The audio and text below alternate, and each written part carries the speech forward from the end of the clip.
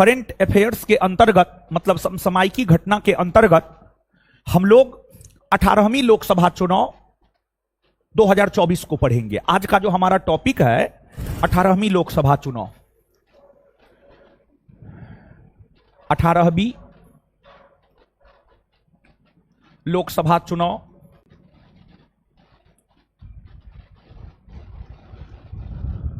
2024।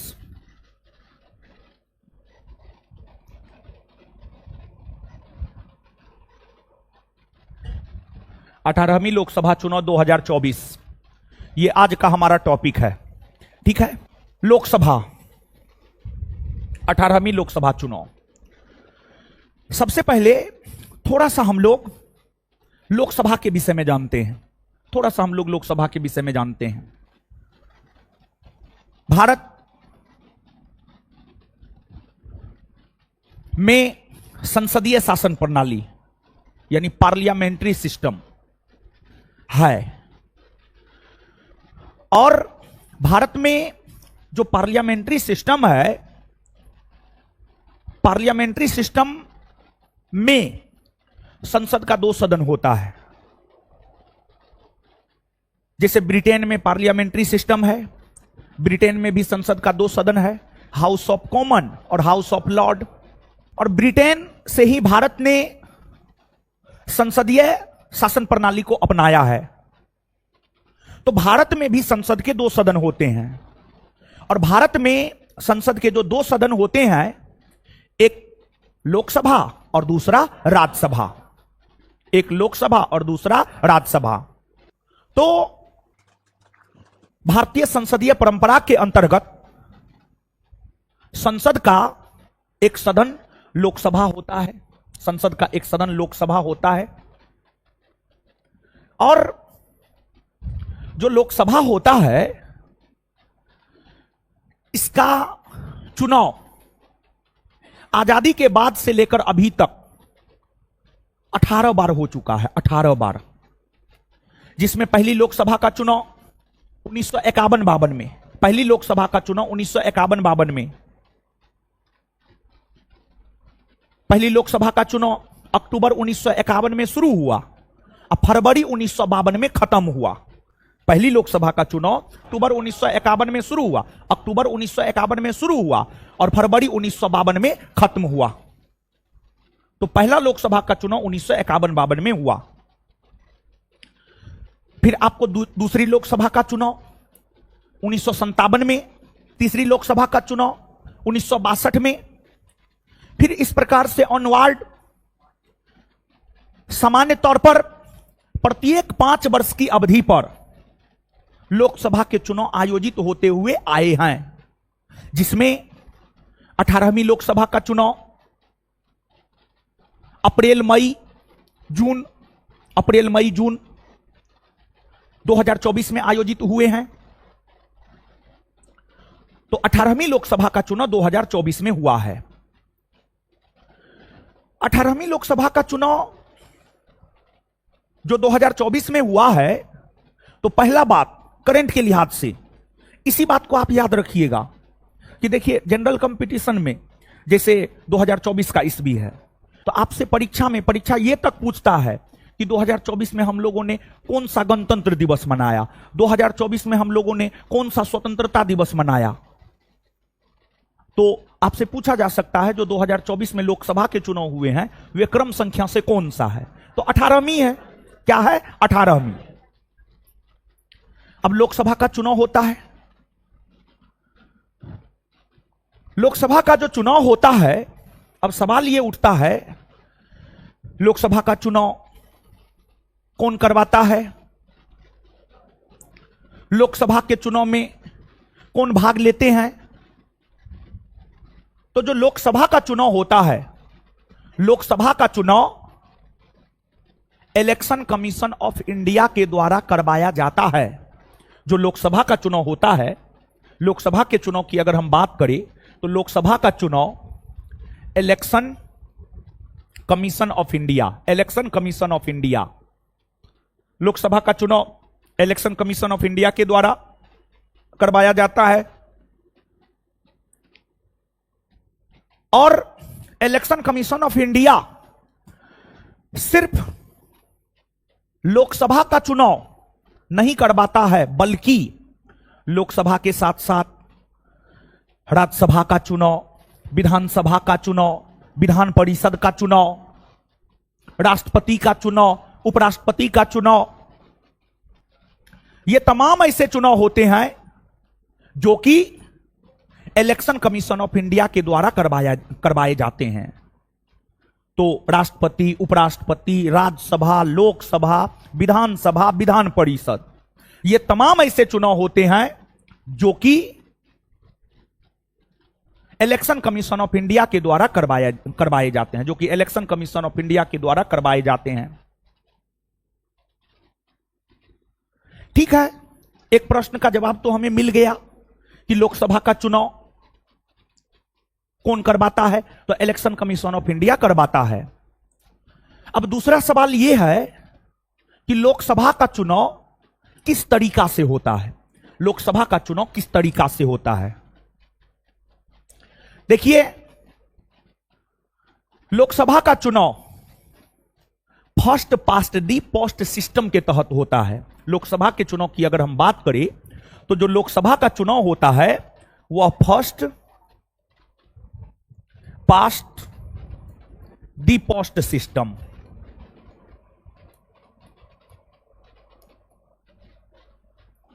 First past दी post system के तहत लोकसभा का चुनाव होता है। फर्स्ट पास्ट दी पोस्ट सिस्टम के तहत लोकसभा का चुनाव होता है। अब सवाल यह उठता है कि फर्स्ट पास्ट दी पोस्ट सिस्टम क्या है? क्या है? देखिए, फर्स्ट पास्ट दी पोस्ट सिस्टम क्या है? वैसी चुनाव प्रणाली जिसमें जितने उम्मीदवार खड़ा होते हैं उन उम्मीदवारों में जो सबसे ज्यादा मत प्राप्त करता है उसे विजेता घोषित कर दिया जाता है। यही चुनाव प्रणाली फर्स्ट पास्ट दी पोस्ट सिस्टम कहलाता है। मतलब जैसे मान लिया जाए लोकसभा का चुनाव है, 5 उम्मीदवार खड़ा हुआ। लोकसभा का चुनाव है, 5 उम्मीदवार खड़ा हुआ। 5 उम्मीदवार खड़ा हुआ, A B C D E, कुल वेद मत पड़ा 100। अब इसमें ए को 10 मत मिला, बी को 20 मत मिला, सी को 30 मत मिला, डी को 5 मत मिला, और ई की हम बात करें 35 35 35, ठीक है ना? 35 5 40 30 70 20 90 100, हाँ ठीक है। तो अगर मान लिया जाए कि लोकसभा का चुनाव हुआ, उस चुनाव में 5 उम्मीदवार हुए, 5 उम्मीदवार में से 5 उम्मीदवार हुए और कुल वेद मत पड़ा 100। ए को 10, बी को 20, सी को 30, डी को 5, ई को 35। तो सबसे ज्यादा मत यहां पर किसको पड़ा है? सबसे ज्यादा मत ई को पड़ा है, तो ई जो है विजेता घोषित हो जाएगा। तो फर्स्ट पास्ट दी पोस्ट सिस्टम वैसी चुनाव प्रणाली को कहा जाता है जिस चुनाव प्रणाली के अंतर्गत सबसे अधिक मत प्राप्त करने वाले उम्मीदवार को विजेता घोषित कर दिया जाता है। उसी को फर्स्ट पास्ट दी पोस्ट सिस्टम कहा जाता है। और भारत में जो लोकसभा का चुनाव होता है वह यही फर्स्ट पास्ट दी पोस्ट सिस्टम के तहत ही होता है। भारत में लोकसभा के चुनाव फर्स्ट पास्ट दी पोस्ट सिस्टम के तहत होते हैं। भारत में विधानसभा के चुनाव फर्स्ट पास्ट दी पोस्ट सिस्टम के तहत होते हैं। भारत में मुखिया का चुनाव फर्स्ट पास्ट दी पोस्ट सिस्टम के तहत होता है। ये तमाम ऐसे चुनाव है जो फर्स्ट पास्ट दी पोस्ट सिस्टम के तहत होता है। फिर अगर आप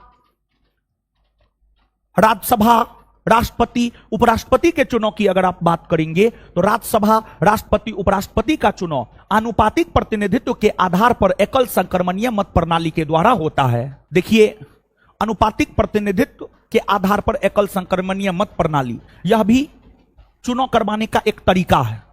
देखिए, भारत में चुनाव 2 तरीका से होता है। भारत में अगर चुनाव की हम बात करें तो भारत में चुनाव 2 तरीका से होता है। एक फर्स्ट पास्ट दी पोस्ट सिस्टम के तहत होता है, दूसरा अनुपातिक प्रतिनिधित्व के आधार पर एकल संक्रमणीय मत प्रणाली के तहत होता है। इसमें फर्स्ट पास्ट दी पोस्ट सिस्टम क्या होता है, यह तो हम आपको बता दिए हैं। अब यहां पर अनुपातिक प्रतिनिधित्व के आधार पर एकल संक्रमणीय मत प्रणाली क्या होता है, इसको आप समझिएगा। देखिए, आपको अनुपातिक प्रतिनिधित्व के आधार पर एकल संक्रमणीय मत प्रणाली किसे कहते हैं? वैसी निर्वाचन प्रणाली या वैसी चुनाव प्रणाली जिसमें सबसे अधिक मत प्राप्त करने वाले उम्मीदवार को विजेता घोषित नहीं किया जाता है, बल्कि वैसे उम्मीदवार को विजेता घोषित किया जाता है जो कुल पड़े वेद मतों का 50% से अधिक मत प्राप्त करता है, उसे ही विजेता घोषित किया जाता है। और इसी प्रकार के चुनाव प्रणाली को अनुपातिक प्रतिनिधित्व के आधार पर एकल संक्रमणीय मत प्रणाली कहते हैं। मतलब समझिएगा, वैसी निर्वाचन प्रणाली या वैसी चुनाव प्रणाली जिसमें उस उम्मीदवार को विजेता घोषित किया जाता है जो कुल पड़े वेद मतों का 50% से अधिक मत प्राप्त करता हो, वही चुनाव प्रणाली अनुपातिक प्रतिनिधित्व के आधार पर एकल संक्रमणीय मत प्रणाली कहलाता है। भारत में राष्ट्रपति का चुनाव, उपराष्ट्रपति का चुनाव इस पद्धति के तहत होता है। यहां पर बस इतना ही बात दिमाग में रखिएगा। अगर एग्जाम्पल हम दे, मान लिया जाए कि राष्ट्रपति का चुनाव हुआ, राष्ट्रपति के चुनाव में 5 उम्मीदवार हैं, 100 वेद मत पड़ा है और यही रेशियो में मत पड़ा है, तो इस कंडीशन में किसी भी उम्मीदवार को राष्ट्रपति निर्वाचित घोषित नहीं किया जाएगा, क्योंकि कोई भी उम्मीदवार कुल पड़े वेद मतों का 50% से अधिक प्राप्त नहीं कर पा रहा है। जबकि कुल वेद मत है 100 का 50% प्लस 1 यानी कम से कम 51, तो राष्ट्रपति उस व्यक्ति को घोषित किया जाएगा जो कम से कम 51 मत प्राप्त करेगा। लेकिन इसमें तो कोई प्राप्त ही नहीं किया है, इसी वजह से कोई भी राष्ट्रपति निर्वाचित घोषित होगा ही नहीं। तो उसमें जो है फिर मतों का ट्रांसफर होता, मत ट्रांसफर होते हैं। तो इस बात की चर्चा जो है राष्ट्रपति पढ़ते हुए हम लोग करेंगे, सिर्फ इतना ही रहने दीजिए। अब देखिए होता क्या है, सबसे पहले इलेक्शन कमीशन ऑफ इंडिया चुनाव का अधिसूचना जारी करता है। सबसे पहले इलेक्शन कमीशन ऑफ इंडिया चुनाव का अधिसूचना जारी करता है। भारत का जो इलेक्शन कमीशन ऑफ इंडिया है वो 3 सदस्यीय आयोग है। उसमें एक मुख्य चुनाव आयुक्त तथा 2 अन्य चुनाव आयुक्त होते हैं। हम आपको बतला चुके हैं कि वर्तमान में जो हमारा चुनाव आयोग है उसके मुख्य चुनाव आयुक्त श्री राजीव कुमार हैं। उसके 2 अन्य चुनाव आयुक्त सुखबीर सिंह संधू और ज्ञानेश कुमार, सुखबीर सिंह संधू और ज्ञानेश कुमार है ना। तो सबसे पहले इलेक्शन कमीशन ऑफ इंडिया चुनाव की अधिसूचना जारी करता है। और जब इलेक्शन कमीशन ऑफ इंडिया चुनाव की अधिसूचना जारी करता है तो उसमें इलेक्शन कमीशन ऑफ इंडिया यह घोषणा करता है चुनाव कितने चरण में होंगे, चुनाव कितने चरण में होंगे, किस चरण में कितने सीट पर चुनाव होंगे, किस चरण में कहां चुनाव होंगे, ये तमाम प्रकार के बातों की घोषणा इलेक्शन कमीशन ऑफ इंडिया के द्वारा किया जाता है। अगर 2024 में हुए 18वीं लोकसभा चुनाव की अधिसूचना की हम बात करें तो 2024 में हुए 18वीं लोकसभा के चुनाव का अधिसूचना इलेक्शन कमीशन ऑफ इंडिया ने 16 मार्च 2024 को जारी किया है। 16 मार्च 2024 को जारी किया है। 16 मार्च 2024 को जारी किया है। यह डेट याद रखिएगा, हम 2-3 बार बोल रहे हैं क्योंकि इस प्रकार के प्रश्न भी खैर बिहार बीपीएससी में इस प्रकार के प्रश्न जो है आपको देखने को मिल जाएंगे। तो इलेक्शन कमीशन ऑफ इंडिया ने 18वीं लोकसभा चुनाव की अधिसूचना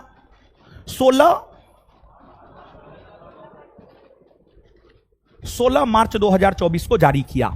16 मार्च 2024 को जारी किया। इलेक्शन कमीशन ऑफ इंडिया ने 16 मार्च 2024 को अधिसूचना जारी करते हुए यह घोषणा किया कि 18वीं लोकसभा का चुनाव 7 चरण में होगा। 18वीं लोकसभा का चुनाव 7 चरण में होगा, 7 अलग अलग फेज में होंगे, 7 अलग अलग फेज में होंगे। और जो 7 अलग चरण में, 7 अलग अलग फेज में 18वीं लोकसभा के चुनाव हुए हैं,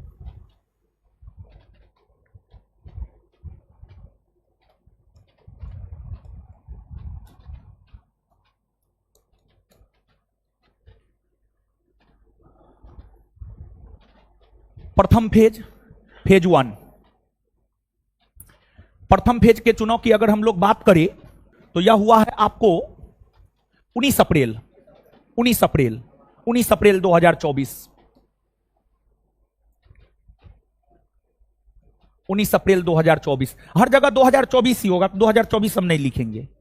पहला फेज का चुनाव 19 अप्रैल को हुआ। सेकेंड फेज की अगर हम लोग बात करें, सेकेंड फेज की अगर हम लोग बात करें तो सेकेंड फेज का चुनाव हुआ है आपको 26 अप्रैल 2024। 26 अप्रैल 2024।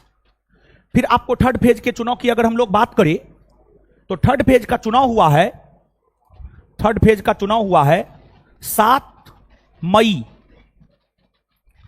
मई 2024। फिर आपको फोर्थ फेज की हम बात करें तो फोर्थ फेज का जो चुनाव हुआ है 13 मई।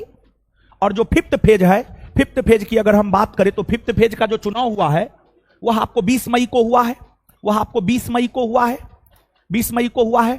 फिर सिक्स फेज के चुनाव की अगर हम बात करें तो सिक्स फेज का जो चुनाव हुआ है वह आपको 25 मई को हुआ है, 25 मई को सिक्स फेज का चुनाव हुआ है।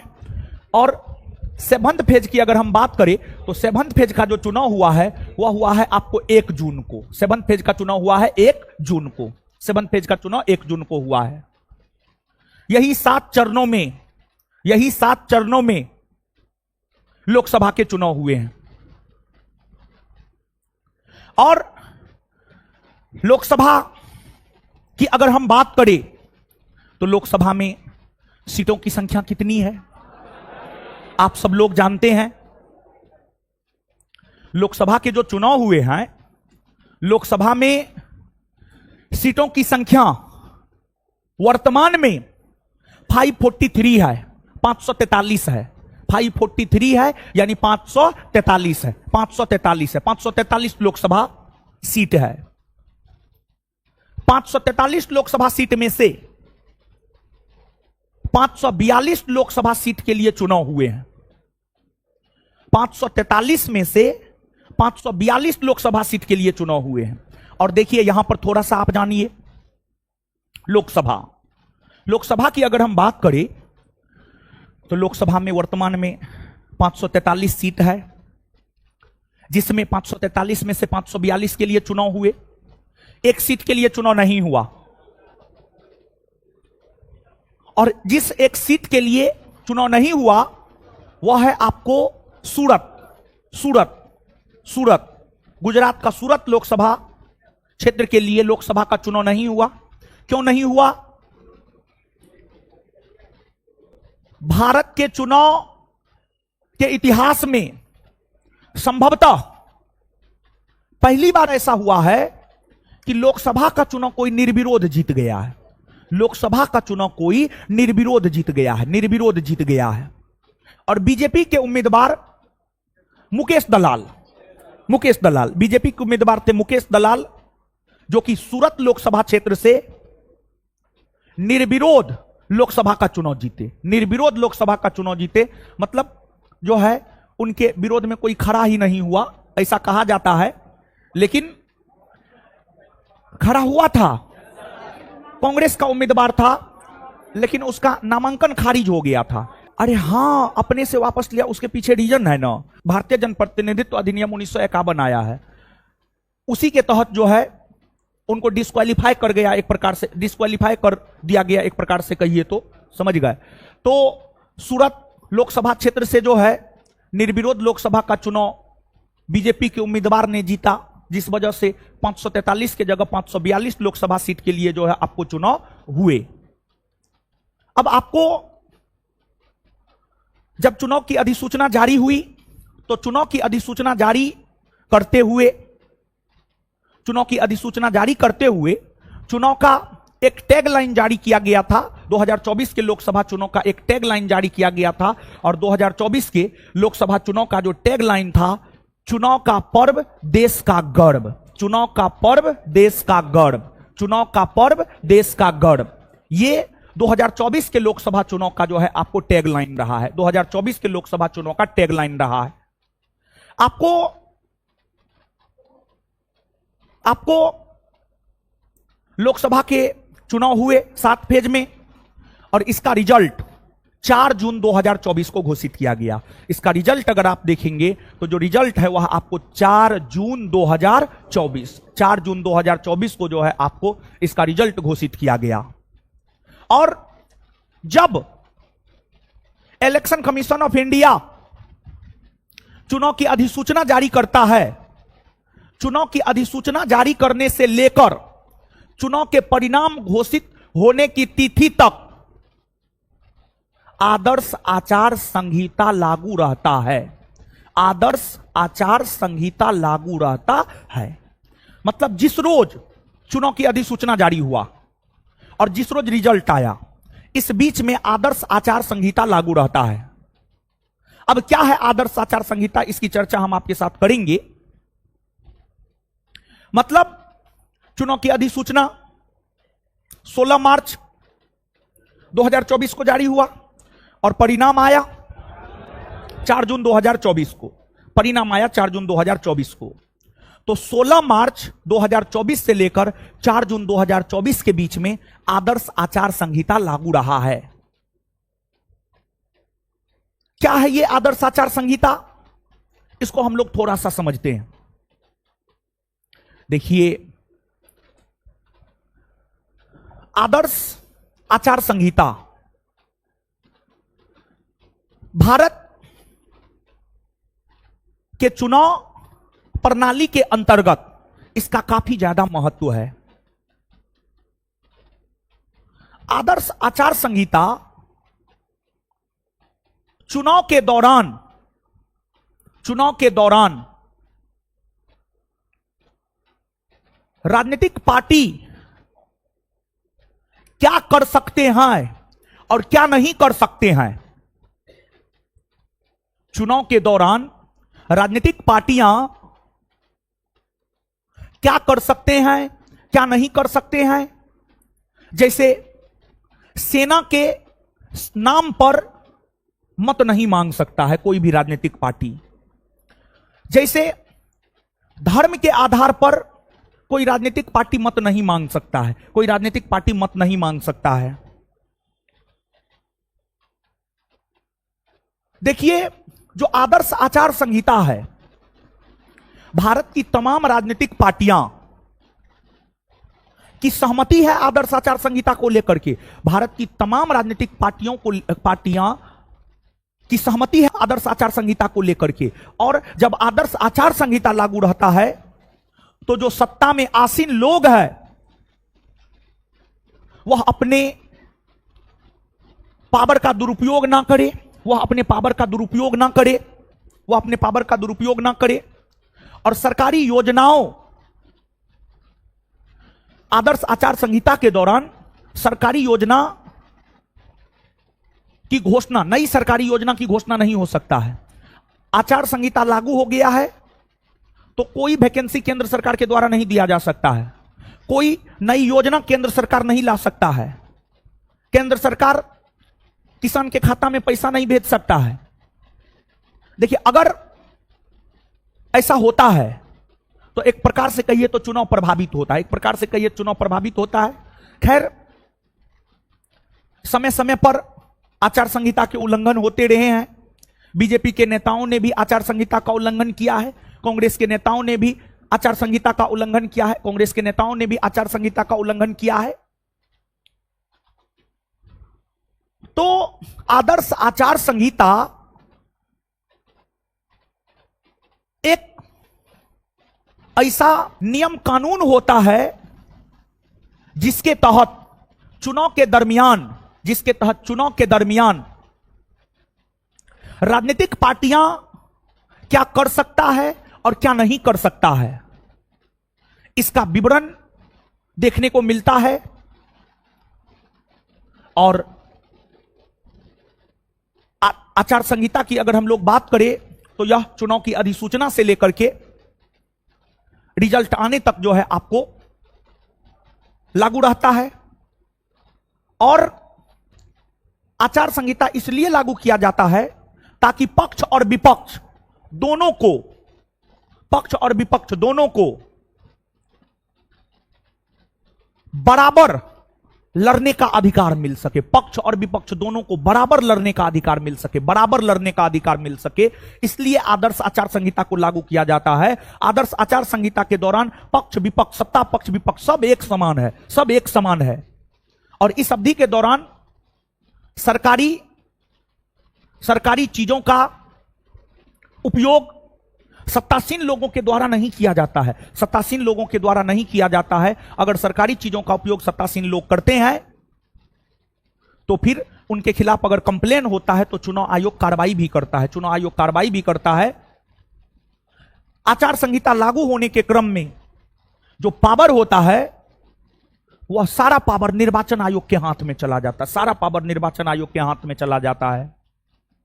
तो कुछ समझे हैं आदर्श आचार संहिता, बात समझे? तो ये है। और इसके बाद अब आप यहां पर परीक्षा के लिहाज से दो तीन महत्वपूर्ण चीज को जानिए, करंट के लिहाज से दो तीन महत्वपूर्ण चीज को जानिए। एक तो आपको 18वीं लोकसभा चुनाव के जो नेशनल आइकॉन रहे हैं सचिन तेंदुलकर जो है आपको 18वीं लोकसभा चुनाव के नेशनल आइकॉन रहे हैं। फिर आपको 18वीं लोकसभा चुनाव के यूथ आइकॉन आयुष्मान खुराना रहे हैं। और फिर आपको दिव्यांग जनों का एम्बेसडर शीतल देवी रही है। और 18वीं लोकसभा चुनाव में बिहार के एम्बेसडर की अगर हम लोग बात करें तो बिहार की एम्बेसडर मैथिली ठाकुर रही है, लोक गायिका मैथिली ठाकुर। और बिहार की अगर हम बात करें तो बिहार में अगर आप देखेंगे तो बिहार में टोटल 40 लोकसभा सीट है। और बिहार में जो टोटल 40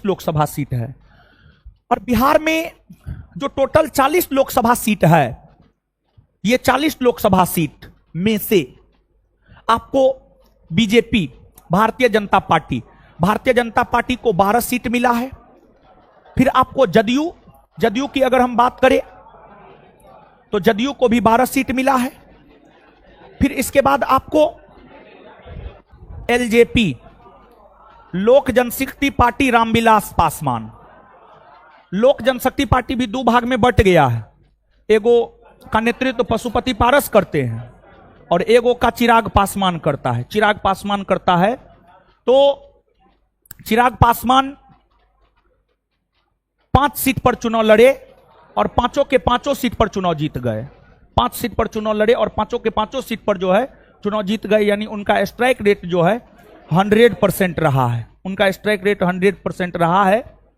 और आपको एलजेपी आर को 5 सीट मिला है। इसके बाद आप राजद पर आइए, राजद को 4 सीट मिला है। फिर आपको आईएनसी इंडियन नेशनल कांग्रेस की अगर हम बात करें तो इंडियन नेशनल कांग्रेस को 3 सीट मिला है।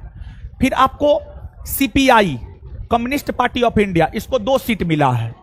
और फिर आपको हम हिंदुस्तान आवामी मोर्चा, इसको 1 सीट मिला है और एगो निर्दलीय जीता है। और एगो जो निर्दलीय जीता है पप्पू यादव, एक निर्दलीय जीता है आपको पूर्णिया लोकसभा क्षेत्र से पप्पू यादव, समझ गए? पूर्णिया लोकसभा क्षेत्र से पप्पू यादव जो है एक आपको निर्दलीय जीते हैं।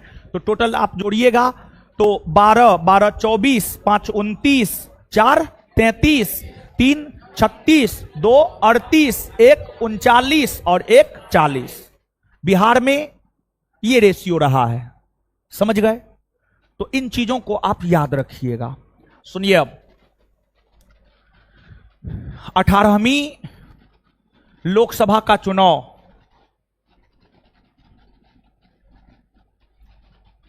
जो संपन्न हुआ है, इस चुनाव में किसी भी राजनीतिक पार्टी को, गौर कीजिएगा इस बार, राजनीतिक पार्टी हम बोल रहे हैं, गठबंधन नहीं बोल रहे हैं, किसी भी राजनीतिक पार्टी को स्पष्ट बहुमत नहीं मिला है।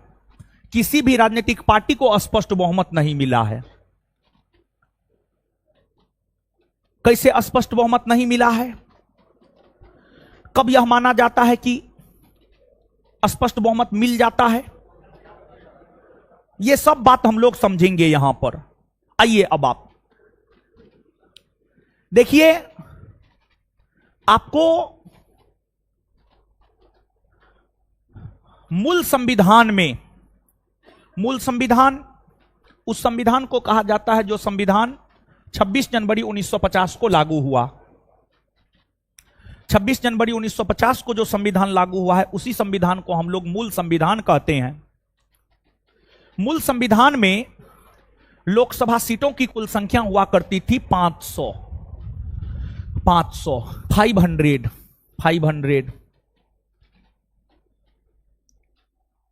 और आपको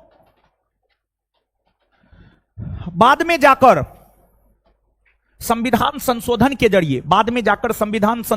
जरिए, लोकसभा में सीटों की संख्या में इजाफा किया गया है। एक संविधान संशोधन, 7वां संविधान संशोधन हुआ। 7वां संविधान संशोधन 1956 में हुए।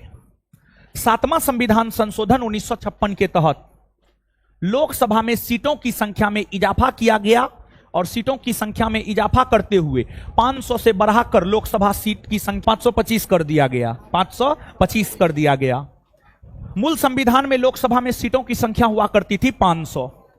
बाद में संविधान संशोधन के जरिए लोकसभा में सीटों की संख्या में इजाफा किया गया। 7वां संविधान संशोधन 1956 के तहत लोकसभा में सीटों की संख्या 500 से बढ़ाकर 525 कर दिया गया। फिर आपको एक 31वां संविधान संशोधन हुआ। 31वां संविधान संशोधन 1972 में हुआ। 31वां संविधान संशोधन 1972 के तहत लोकसभा में सीटों की संख्या में इजाफा करते हुए 525 से बढ़ाकर कर दिया गया 545। 545। जबकि वर्तमान की अगर हम बात करें तो वर्तमान में जो लोकसभा सीट है वह है आपको 543। वर्तमान में जो लोकसभा सीट है वह है आपको 543। देखिए, आपको भारत के संविधान में 100 से अधिक बार संशोधन हो चुका है। भारत के संविधान में 100 से अधिक बार संशोधन हो चुका है। भारत का संविधान लागू 1950 में हुआ और भारतीय संविधान में संशोधन होना प्रारंभ 1951 ईस्वी से हो गए। 1951 ईस्वी से हो गए और 1951 ईस्वी से लगातार भारत के संविधान में संशोधन होते हुए आ रहे हैं। तो 104 संविधान संशोधन, 104 संविधान संशोधन, 104 संविधान संशोधन के तहत, 104 संविधान संशोधन के तहत क्या प्रावधान किया गया इसको आप समझिए। लेकिन उससे पहले आप इस बात को समझिए कि लोकसभा में जो 545 सीट हुआ करता था, 545 में से 543 543 का निर्वाचन होता था, मतलब 543 का चुनाव होता था। 543 का चुनाव होता था और 2 की अगर हम बात करें तो दो आंग्ल भारतीय यानी एंग्लो इंडियन समुदाय के सदस्यों का मनोनयन राष्ट्रपति के द्वारा किया जाता था। 2 आंग्ल भारतीय समुदाय के सदस्यों का मनोनयन राष्ट्रपति के द्वारा जो है आपको किया जाता था। आपको 543 सदस्यों के लिए निर्वाचन होता था, मतलब 543 सदस्यों के लिए चुनाव होता था। 543 सदस्यों के लिए चुनाव होता था और इस चुनाव में पार्टिसिपेट कौन करता है जानते हैं? लोकसभा के चुनाव में पार्टिसिपेट कौन करता है? जनता करता है। तो लोकसभा के चुनाव में आम जनता मतदान करता है, मतलब हम आप मतदान करते हैं। लोकसभा के चुनाव में आम जनता मतदान करता है, और लोकसभा के चुनाव में वैसी आम जनता मतदान करता है जिसका उम्र 18 वर्ष या उससे अधिक हो। जिसका उम्र 18 वर्ष या उससे अधिक हो, मतदाता सूची में उसका नाम हो, तब। ऐसे ने 18 वर्ष से अधिक हो गए, मतदाता सूची में नामे न है, तो तब थोड़े कर पाइएगा। नहीं, 18 वर्ष या उससे अधिक आपका उम्र हो और मतदाता सूची में आपका नाम हो, तब जाकर के आप मतदान कर पाते हैं। और मतदान करना जानते हैं, आम जनता का संवैधानिक अधिकार है, राजनीतिक अधिकार नहीं, संवैधानिक अधिकार है। मतदान करना आम जनता का संवैधानिक अधिकार है। मतदान करना आम जनता का संवैधानिक अधिकार है। देखिए कैसे मतदान करना आम जनता का संवैधानिक अधिकार है। आप भारतीय संविधान के अनुच्छेद 326 को पढ़िए। भारतीय संविधान के अनुच्छेद 326, आर्टिकल 326, 326 को पढ़िए। अनुच्छेद 326 क्या कहता है जानते हैं? अनुच्छेद 326 यह कहता है कि लोकसभा और विधानसभा के चुनाव में वयस्क मताधिकार का प्रयोग होगा। अनुच्छेद 326 यह कहता है कि लोकसभा और विधानसभा के चुनाव में वयस्क मताधिकार के आधार पर चुनाव संपन्न करवाए जाएंगे। मतलब लोकसभा और विधानसभा के चुनाव में भारत की वैसी वयस्क जनता जिसका उम्र 18 वर्ष या उससे अधिक हो चुका है, वही चुनाव में पार्टिसिपेट करते हैं। देखिए, आज अभी वर्तमान में मतदान की आयु की अगर हम बात करें तो अभी मतदान की आयु 18 वर्ष है, कम से कम 18 वर्ष है। लेकिन शुरू से नहीं था ऐसा, शुरू से ऐसा नहीं था। शुरू में मतदान की न्यूनतम आयु हुआ करती थी 21 वर्ष। मतदान की न्यूनतम आयु हुआ करती थी 21 वर्ष। आपको भारत में जब पहली बार लोकसभा का चुनाव 1951-52 में हुआ, तब से लेकर 1989 ईस्वी के पहले तक जितने भी लोकसभा और विधानसभा के चुनाव हुए हैं, सभी में मतदान का आयु 21 वर्ष रहा है। लेकिन आपको 1989 में एक संविधान संशोधन किया गया। प्रधानमंत्री राजीव गांधी की सरकार के द्वारा, प्रधानमंत्री राजीव गांधी के सरकार के द्वारा 61वां संविधान संशोधन 1988 में किया गया। यह लागू हुआ 1989 में। गौर कीजिएगा आप इस बात पर, 61वां संविधान संशोधन हुआ है 1988 में, लेकिन यह लागू हुआ है 1989 में। लागू हुआ है 1989 में, और 61वां इसलिए हम लोग कहते हैं 61वां संविधान संशोधन 1989, लेकिन यह संविधान संशोधन हुआ है 1988 में। और रेलवे का यह पूछा हुआ क्वेश्चन है, रेलवे का यह पूछा हुआ क्वेश्चन है कि 61वां संविधान संशोधन कब हुआ है। ऑप्शन में 1988 89 दोनों था, तो उसमें पूछा जा रहा कब हुआ है, तो आंसर होता 1988। 1988 अगर वहीं पर यह होता कि लागू कब हुआ है, तब आंसर हो जाता 1989। तो 61वां संविधान संशोधन 1989 के तहत मतदान की आयु को 21 वर्ष से घटाकर 18 वर्ष प्रधानमंत्री राजीव गांधी की सरकार के द्वारा किया गया। और आज तक के इतिहास में एकमात्र प्रधानमंत्री राजीव गांधी हुए हैं जिनके नेतृत्व में उनकी राजनीतिक पार्टी कांग्रेस 400 से अधिक सीट जीती है। 400 से अधिक सीट जीती है। पंडित नेहरू भी 400 से अधिक सीट नहीं जीते हैं आज तक। पंडित नेहरू जो कि देश के प्रथम प्रधानमंत्री बने हैं, 350 354 सीट जीते थे वो। 350 354 सीट पहला लोकसभा चुनाव में कांग्रेस जीता था। आज तक इस बार लोकसभा के चुनाव में मोदी जी नारा दे रहे थे, अब की बार 400 पार, लेकिन 300 पार गठबंधनों के साथ नहीं हो पाए। इस बार का चुनाव बड़ी क्रूशियल चुनाव हुआ है। विपक्ष के पास कुछ था जी? कुछ नहीं था। विपक्ष चुनाव थोड़े लड़ा है, आम जनता चुनाव लड़ा है महाराज। चुनाव आयोग तो दावा करते रहा है कि एक समान हम सबको देख रहे हैं, लेकिन इस चुनाव में बहुत ही अधिक पक्षपात हुआ है, बहुत अधिक पक्षपात हुआ है, समझे? तो खैर ठीक है, लेकिन मोदी जी तो 400 पार नहीं कर पाए। कांग्रेस जो है 400 पार किया है, 400 पार किया है।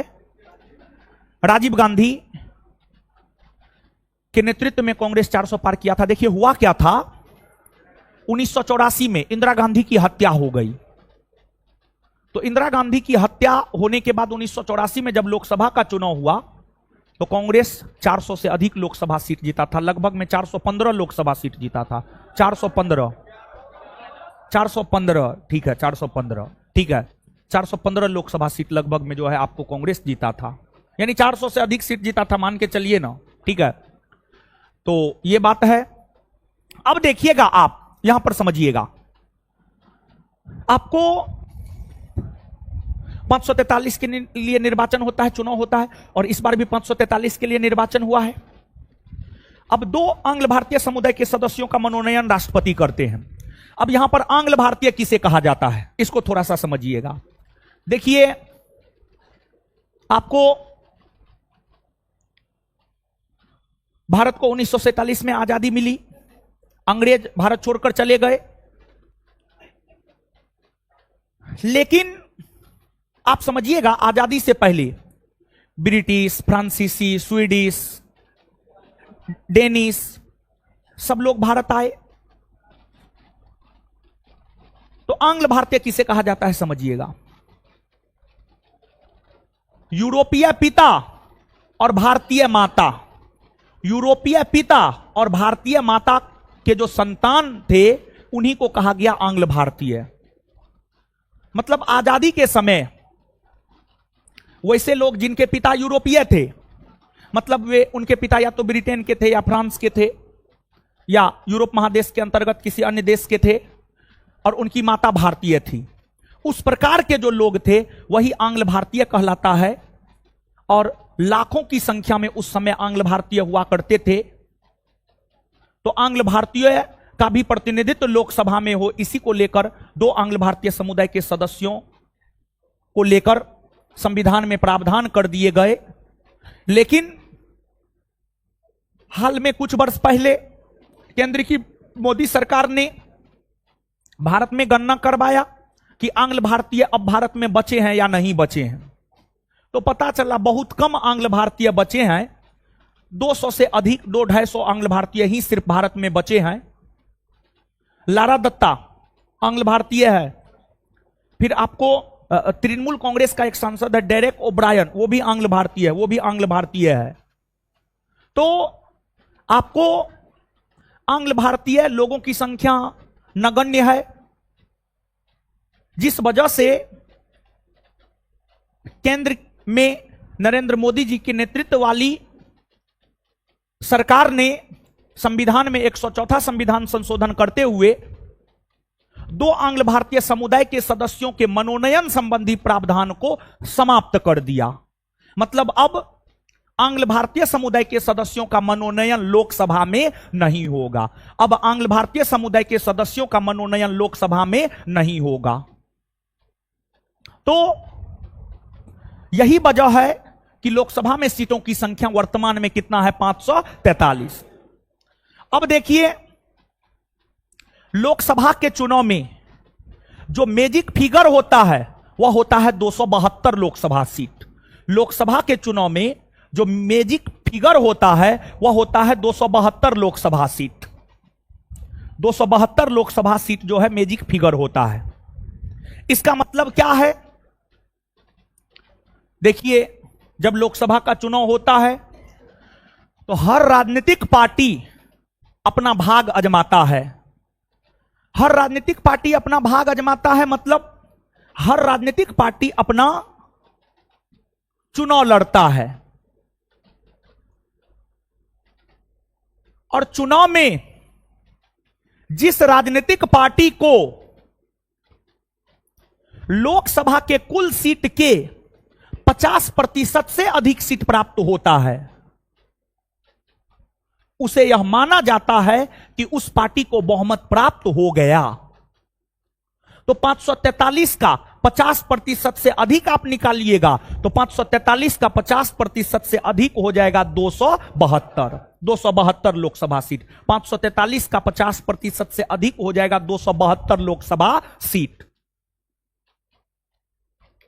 तो लोकसभा के 543 सीट के लिए जो चुनाव हुए हैं, उस चुनाव में अगर किसी राजनीतिक पार्टी को 272 सीट या उससे अधिक सीट प्राप्त हो जाता है तो यह माना जाता है कि उस पार्टी को बहुमत प्राप्त हो गया। और अगर 272 या उससे अधिक सीट प्राप्त नहीं होता है तो यह माना जाता है कि उस पार्टी को बहुमत प्राप्त नहीं हुआ। 18वीं लोकसभा के चुनाव में किसी भी राजनीतिक पार्टी को बहुमत प्राप्त नहीं हुआ। किसी भी राजनीतिक पार्टी को बहुमत प्राप्त नहीं हुआ, किसी को भी बहुमत प्राप्त नहीं हुआ। इस चुनाव में सबसे बड़ी पार्टी बनकर बीजेपी उभरी, भारतीय जनता पार्टी उभरी। बीजेपी को 240 लोकसभा सीट प्राप्त हुए, 240 240 लोकसभा सीट प्राप्त हुए। फिर कांग्रेस को 99 लोकसभा सीट प्राप्त हुए, लेकिन दो तीन जो है निर्दलीय जो है कांग्रेस को समर्थन दे दिया है। जैसे पप्पू यादव कांग्रेस को समर्थन दे दिया है, एक महाराष्ट्र का भी कोई है वो भी समर्थन दे दिया है, तो 100 पार कर गया है अब कांग्रेस। 18वीं लोकसभा चुनाव में अगर हम लोग देखें तो 18वीं लोकसभा चुनाव में किसी भी राजनीतिक पार्टी को स्पष्ट बहुमत नहीं मिला है, जबकि 17वीं लोकसभा चुनाव में बीजेपी को अकेले 303 सीट था। 16वीं लोकसभा चुनाव में बीजेपी को 280 प्लस सीट था, 280 प्लस सीट था। मतलब 17वीं और 16वीं लोकसभा चुनाव में बीजेपी को स्पष्ट बहुमत मिला था, लेकिन जो 18वीं लोकसभा चुनाव है इसमें बीजेपी को स्पष्ट बहुमत नहीं मिला, किसी भी पार्टी को स्पष्ट बहुमत नहीं मिला। तो अब आपके मन में यह सवाल होगा, जब स्पष्ट बहुमत नहीं मिला है तो सरकार का गठन कैसे हो गया? तो बीजेपी अपने सहयोगियों के साथ जो है सहयोगियों के समर्थन से सरकार बनाया है। और ये जो 18वीं लोकसभा चुनाव में सरकार का गठन हुआ है वह मोदी सरकार नहीं है, वह एनडीए की सरकार है। किसकी सरकार है? एनडीए की सरकार। अब मोदी जी भी मोदी सरकार कहते हैं नहीं, अब कहते हैं मोदी जी भी एनडीए की सरकार। समझ गए? तो देखिए, मुख्य तौर पर जो यह चुनाव है, मुख्य तौर पर जो 18वीं लोकसभा चुनाव है, 18वीं लोकसभा चुनाव मुख्य तौर पर दो गठबंधनों के बीच लड़ा गया है। 18वीं लोकसभा चुनाव की अगर हम बात करें तो जो 18वीं लोकसभा चुनाव है यह मुख्य तौर पर दो गठबंधन के बीच लड़ा गया है। 18वीं लोकसभा चुनाव जो मुख्य तौर पर दो गठबंधन के बीच लड़ा गया है, एक है एनडीए गठबंधन और दूसरा है इंडिया गठबंधन। एक है एनडीए गठबंधन और दूसरा है इंडिया गठबंधन। समझ गए? देखिए, भारतीय जनता पार्टी तथा उसके सहयोगी राजनीतिक पार्टियों को मिलाकर, भारतीय जनता पार्टी तथा उसके सहयोगी राजनीतिक पार्टियों को मिलाकर जो गठबंधन बना है, उस गठबंधन को ही हम लोग एनडीए गठबंधन कहते हैं। उस गठबंधन को ही हम लोग एनडीए गठबंधन कहते हैं, या यूं कहे बीजेपी प्लस एनडीए गठबंधन कहलाता है।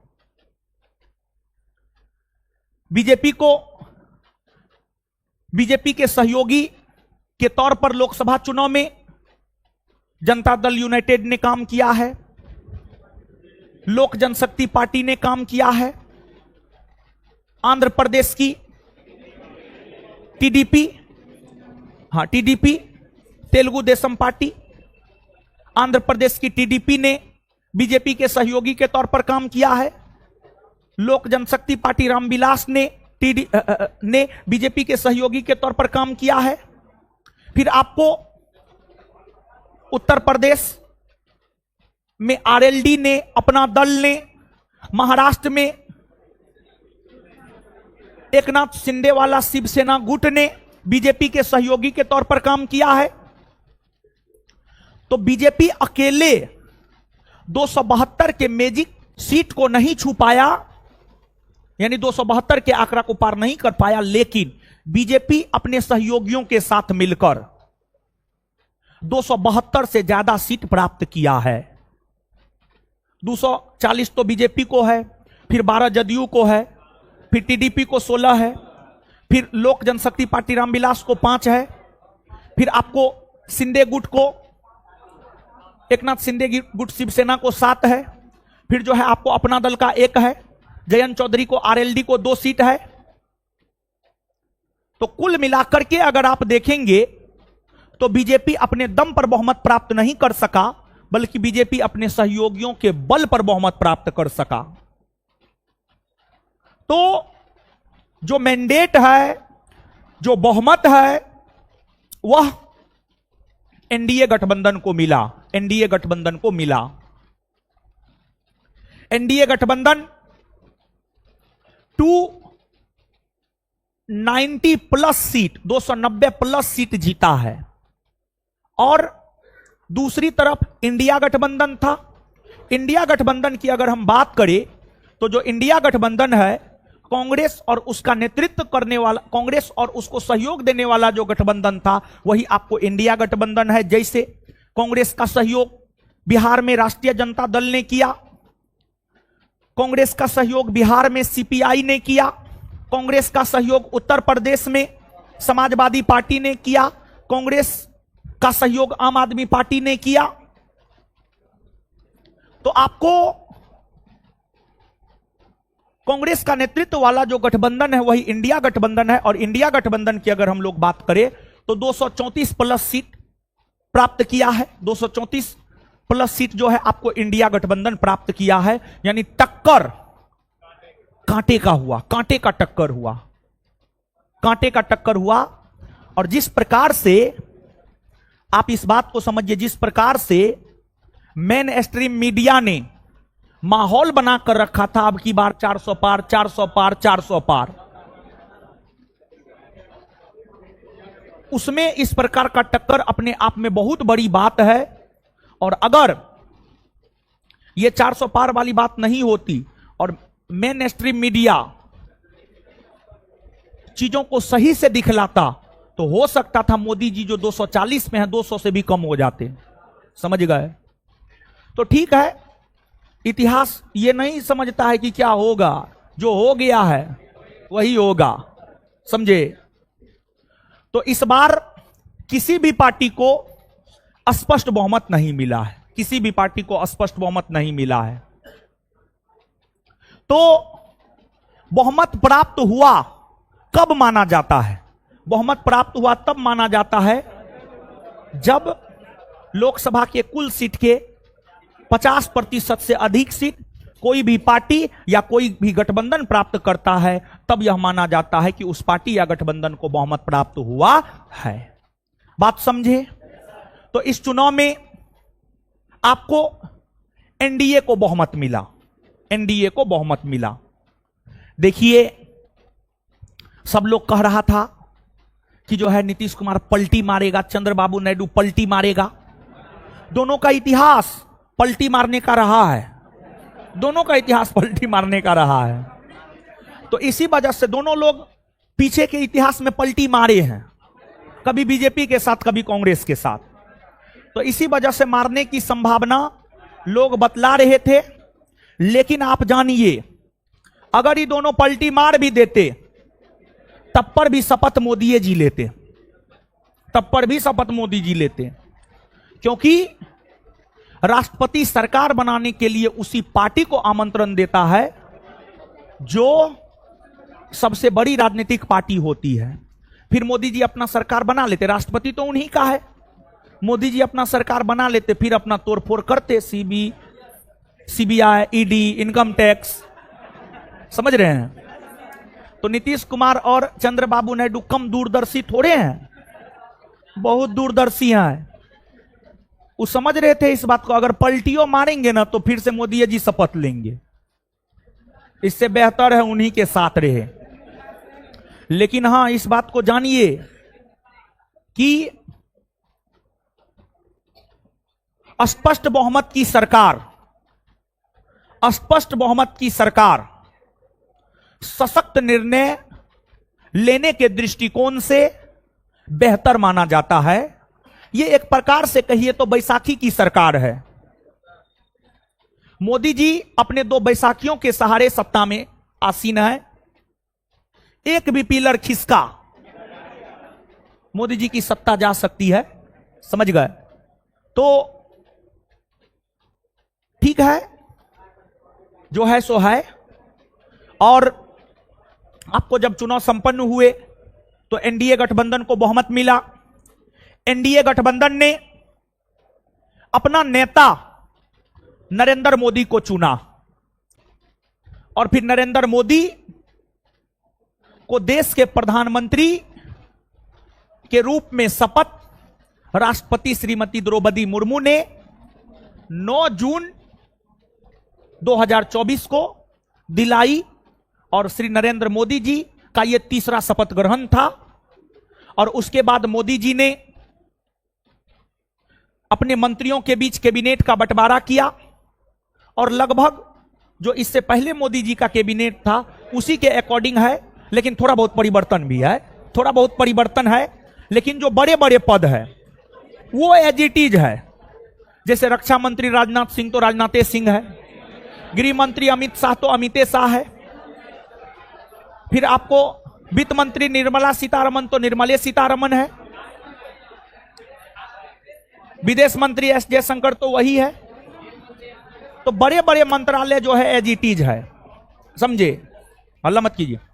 इटली में जो है ना G7 का सम्मेलन हुआ, G7 का सम्मेलन हुआ, ग्रुप ऑफ 7, विश्व के विकसित राष्ट्रों का एक संगठन है G7। विश्व के विकसित राष्ट्रों का, जैसे अमेरिका, ब्रिटेन जैसे देशों का जो है एक संगठन है G7। उसी का सम्मेलन 2024 में इटली में हो रहा है।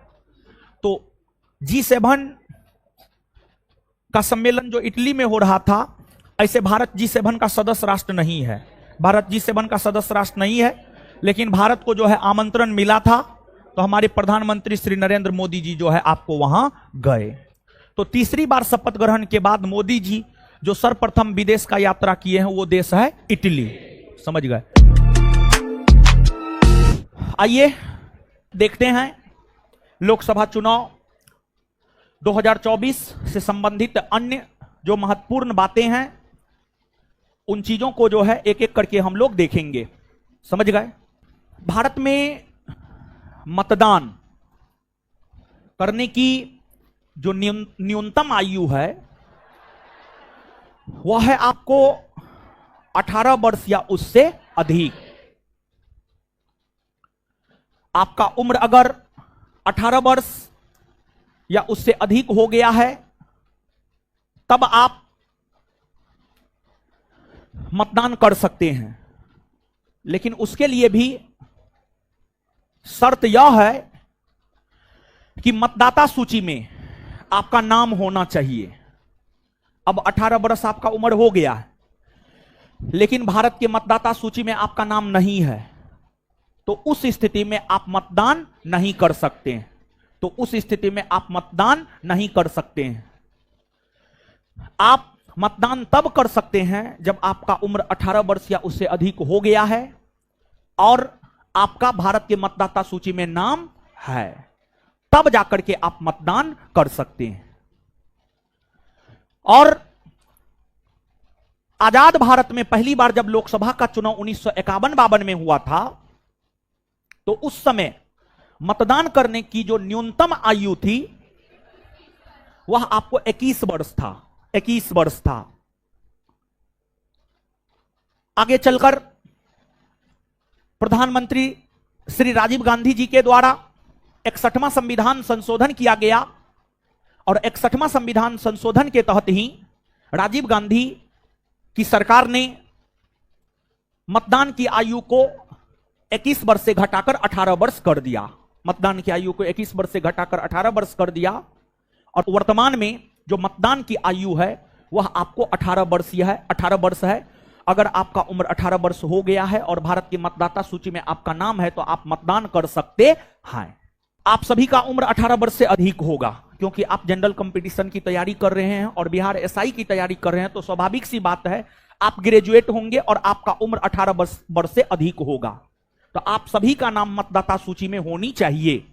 और वर्तमान में जो देश की आबादी है, वर्तमान में देश की आबादी अगर देखा जाए तो वर्तमान में देश की आबादी है 140 करोड़। 140 करोड़ वर्तमान में देश की आबादी है, जिसमें पूरी की पूरी आबादी तो मतदान नहीं ही कर सकता है, क्योंकि हमारे देश में 18 वर्ष से कम उम्र के भी लोग हैं। 18 वर्ष से कम उम्र के भी लोग हैं, 17 वर्ष, 16 वर्ष, 15 वर्ष, 14 वर्ष, 12 वर्ष, 13 वर्ष, 5 वर्ष, 6 वर्ष। तो उन लोगों का नाम तो मतदाता सूची में नहीं होगा और वे लोग तो मतदान नहीं कर सकते हैं। तो 2024 के लोकसभा चुनाव में पंजीकृत मतदाता की संख्या 96.8 करोड़ है, 96.8 करोड़ है।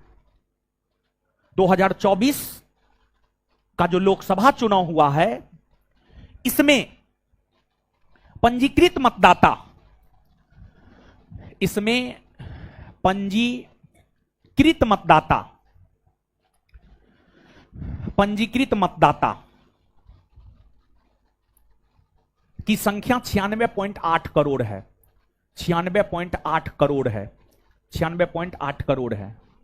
मतलब देश की 140 करोड़ आबादी में से 96.8 करोड़ आबादी का नाम मतदाता सूची में है, मतदाता सूची में है। और ये सभी लोग मतदान कर सकते हैं, ये सभी लोग मतदान कर सकते हैं। मतलब इतना लोग भारत के चुनाव में मतदान कर सकते हैं। इसमें महिला मतदाताओं की अगर आप बात करेंगे तो इसमें महिला मतदाता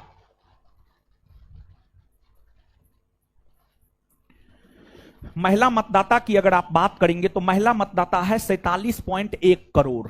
महिला मतदाता है 47.1 करोड़। और पुरुष मतदाता की अगर आप बात करेंगे तो जो पुरुष मतदाता है वह है आपको 49.7 करोड़। 49.7 करोड़, 49.7 करोड़। तो महिला मतदाता 47.1 करोड़ और पुरुष मतदाता है आपको 49.7 करोड़। अब हर कोई तो मतदान नहीं ही करता है, आप ही में से कुछ लोग मतदान किए होंगे और आप ही में से कुछ लोग ऐसे भी होंगे जिनका मतदाता सूची में नाम रहते हुए भी आप मतदान नहीं किए होंगे, जिनका मतदाता सूची में नाम रहते हुए भी आप मतदान नहीं किए होंगे। और आप ही में से कुछ लोग ऐसे भी होंगे जिनका मतदाता सूची में नाम नहीं होगा। तो 100% मतदान की अगर हम लोग बात करें तो 100% तो मतदान होता ही नहीं है। 100% मतदान नहीं ही होता है। 100% मतदान आज तक कभी ना हुआ है, ना हमको लगता है होने की संभावना है। लेकिन मतदान हमें करना चाहिए। और आप अगर मतदान करते हैं तभी आपके देश की जो लोकतांत्रिक व्यवस्था है वह आपको मजबूत होता है। लोकतंत्र का काफी महत्व है। भारत को विश्व का सबसे बड़ा लोकतंत्र माना जाता है और भारत को जो विश्व का सबसे बड़ा लोकतंत्र माना जाता है उसके पीछे कई सारे रीजन है, लेकिन उन रीजनों में एक प्रमुख रीजन यह है कि भारत में मतदाताओं की संख्या काफी अधिक है।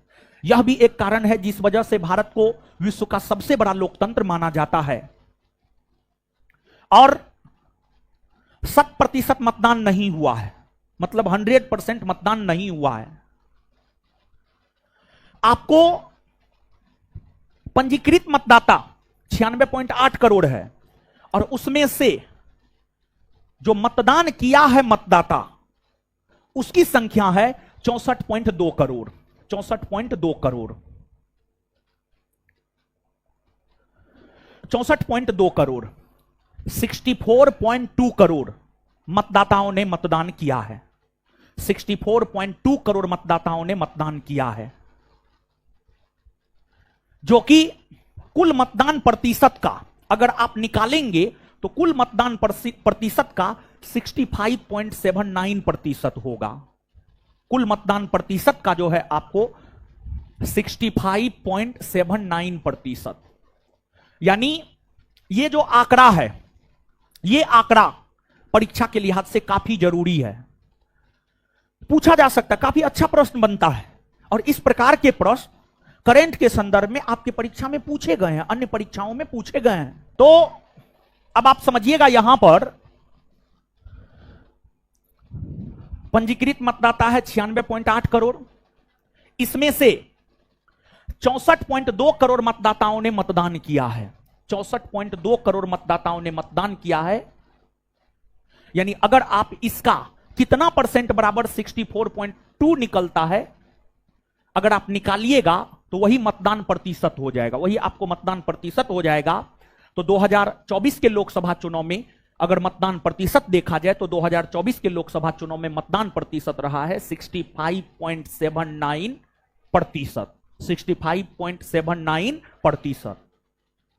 अब 64.2 करोड़ मतदाताओं ने जो मतदान किया है, इसमें से अगर आप महिला मतदाता की बात करेंगे, इसमें से अगर आप महिला मतदाता की बात करेंगे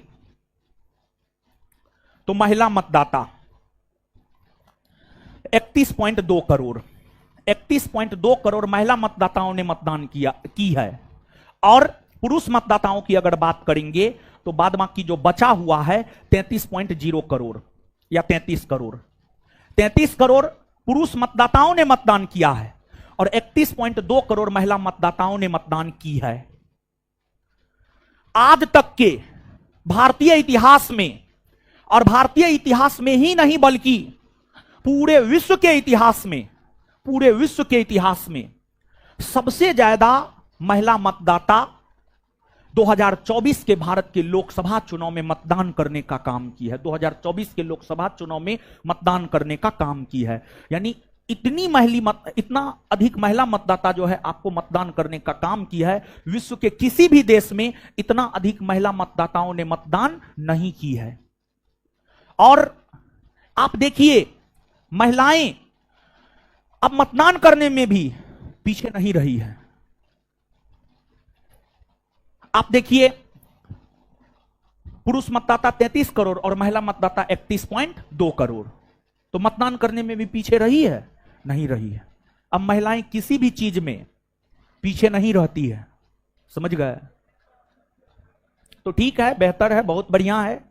यह स्वस्थ लोकतंत्र की पहचान है, स्वस्थ लोकतंत्र की पहचान है ये। और ये सब जो आंकड़ा है, ये सभी आंकड़ा आपको याद रखना है। अब अगर आप पूरे भारत के सभी राज्यों में अगर आप देखेंगे, भारत के सभी राज्यों में अगर आप देखेंगे, सबसे ज्यादा मतदान किस राज्य में हुआ और सबसे कम मतदान किस राज्य में हुआ, तो सबसे अधिक मतदान प्रतिशत असम में रहा है, असम में। और सबसे कम मतदान अपना बिहार में, बिहार में सबसे कम मतदान प्रतिशत रहा है अपना बिहार में, और सबसे अधिक मतदान प्रतिशत रहा है असम में। अगर आप असम की बात करेंगे तो असम में जो मतदान प्रतिशत रहा है 81.5%, असम में मतदान प्रतिशत रहा है 81.5%। और अपना बिहार में मतदान प्रतिशत की अगर आप बात करेंगे तो 56.19%, 56.19% बिहार में मतदान प्रतिशत रहा है, ये समझ गए? अब देखिएगा, यहां पर देखिए, पूरा जो हमारा देश है, हमारा देश जिसका क्षेत्रफल 32,87,263 वर्ग किलोमीटर है, पूरा देश 543 लोकसभा सीट में बटा हुआ है। पूरा देश की अगर हम लोग बात करें तो पूरा देश जो है आपको 543 543 लोकसभा सीट में बटा हुआ है। उसमें सबसे ज्यादा मतों के अंतर से चुनाव बीजेपी के इंदौर के उम्मीदवार, बीजेपी के इंदौर, मध्य प्रदेश के इंदौर, मध्य प्रदेश में इंदौर पड़ता है, बीजेपी के मध्य प्रदेश के इंदौर से उम्मीदवार शंकर लालवानी ने सबसे अधिक मतों से चुनाव जीता है। 11.72 लाख, मतलब लगभग 12 लाख मतों से जो है आपको चुनाव शंकर लालवानी ने जीता है। और आपको सबसे कम मतों के अंतर से चुनाव आपको शिवसेना के उम्मीदवार रविंदर दत्ताराम वायकर ने जीता है। सबसे कम मतों के अंतर से चुनाव जो है शिवसेना के उम्मीदवार रविंदर दत्ताराम वायकर ने जीता है। मात्र 48 मतों से जीता है, मात्र 48 मतों से जो है ये आपको चुनाव जीता है। और ये मुंबई के उत्तर पश्चिमी लोकसभा क्षेत्र से, मुंबई, महाराष्ट्र में मुंबई है, मुंबई का उत्तर पश्चिमी लोकसभा क्षेत्र से जो है रविंदर दत्ताराम वायकर ने मात्र 48 मतों से जो है आपको चुनाव जीता है।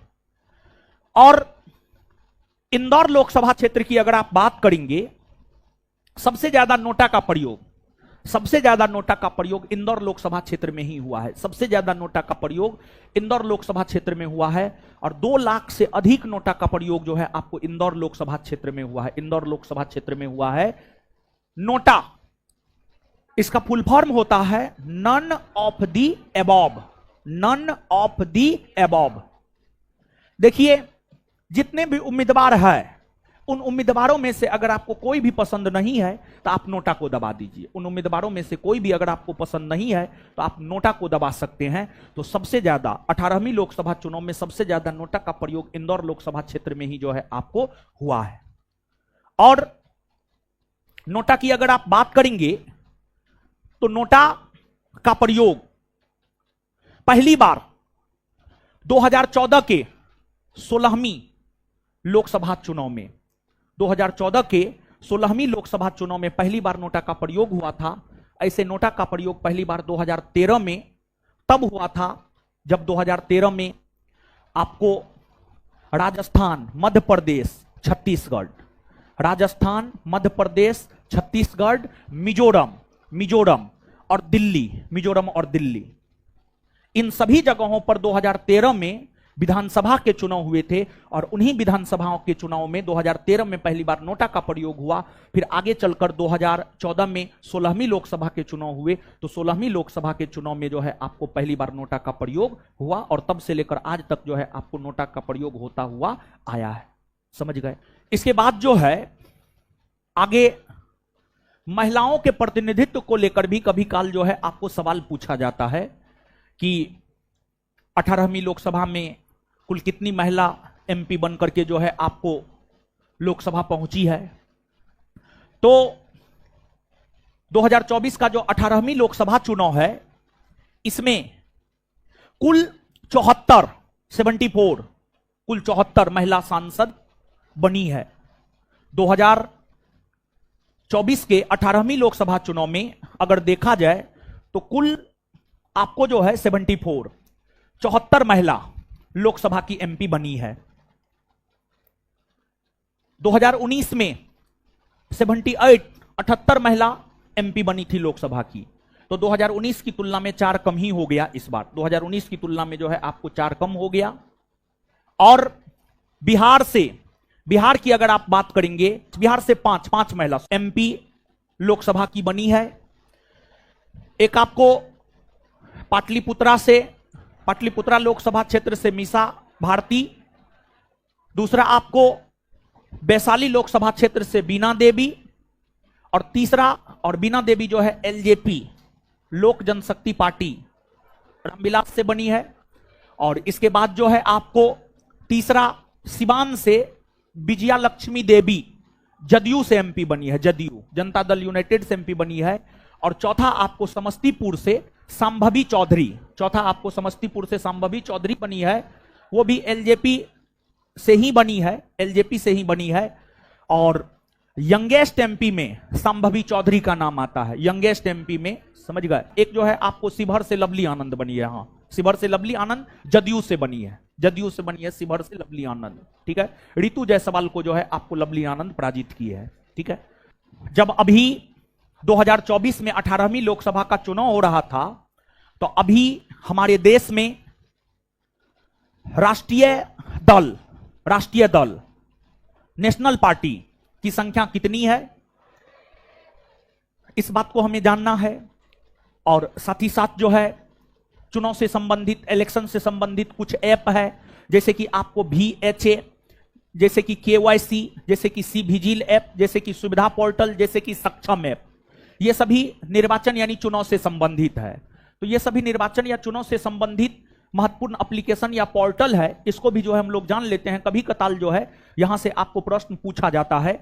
तो इसमें एक है आपको VHA, voter help app, voter help app, और इसका काम यह है कि मतदाता सूची में नाम का पता लगाने के लिए VHA ऐप का प्रयोग हम लोग करते हैं। VHA ऐप के जरिए जो है हम लोग इस बात को जान पाते हैं कि मतदाता सूची में हमारा नाम है या नहीं है। Voter help app, voter help app, इसके जरिए हम इस बात को जान पाते हैं कि हमारा मतदाता सूची में नाम है या नहीं है। इसके बाद अब आगे सुनिएगा, चुनाव से संबंधित एक दूसरा ऐप है KYC, KYC, इसका फुल फॉर्म होता है know your candidate, know KNOW, know your candidate. देखिए इस ऐप के जरिए हम अपने लोकसभा क्षेत्र के उम्मीदवारों के आपराधिक इतिहास के विषय में पता लगा सकते हैं। भारत जो 543 लोकसभा क्षेत्र में बटा हुआ है, हर लोकसभा क्षेत्र में अलग अलग उम्मीदवार अपना भाग आजमाने का काम करते हैं, चुनाव लड़ते हैं। तो आपका जो भी लोकसभा क्षेत्र हो, उस लोकसभा क्षेत्र में जितने भी उम्मीदवार खड़ा हुए हैं, उन उम्मीदवारों का आप आपराधिक इतिहास पता लगा सकते हैं कि किस उम्मीदवार का आपराधिक इतिहास क्या है, किस उम्मीदवार का आपराधिक इतिहास क्या है। या आप अपने उम्मीदवार के विषय में सभी प्रकार की जानकारी प्राप्त कर सकते हैं। आप अपने लोकसभा क्षेत्र के उम्मीदवार के विषय में सभी प्रकार की जानकारी प्राप्त कर सकते हैं, यह आपका मौलिक अधिकार है। आप भारतीय संविधान के अनुच्छेद 19 को पढ़िए। भारतीय संविधान के अनुच्छेद 19 को अगर आप पढ़ेंगे तो भारतीय संविधान का जो अनुच्छेद 19 है, अनुच्छेद 19 आपको यह अधिकार देता है कि आप अपने लोकसभा क्षेत्र के उम्मीदवार या विधानसभा क्षेत्र के उम्मीदवार के विषय में सभी प्रकार की जानकारी ले सकते हैं। तो जो नो योर कैंडिडेट ऐप है, इस ऐप के जरिए हम अपने लोकसभा क्षेत्र के उम्मीदवार के आपराधिक इतिहास या उसके विषय में समस्त प्रकार की जानकारी प्राप्त कर सकते हैं, समझ गए। इसके बाद C vigil app, C vigil app,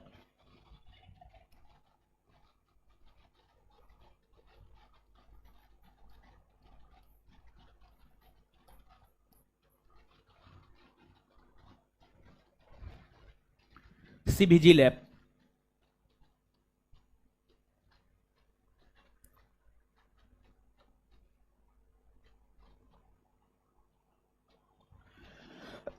देखिए, ध्यान दीजिएगा, समझिएगा, यहां पे अब थोड़ा समझिए फिर लिखा देंगे।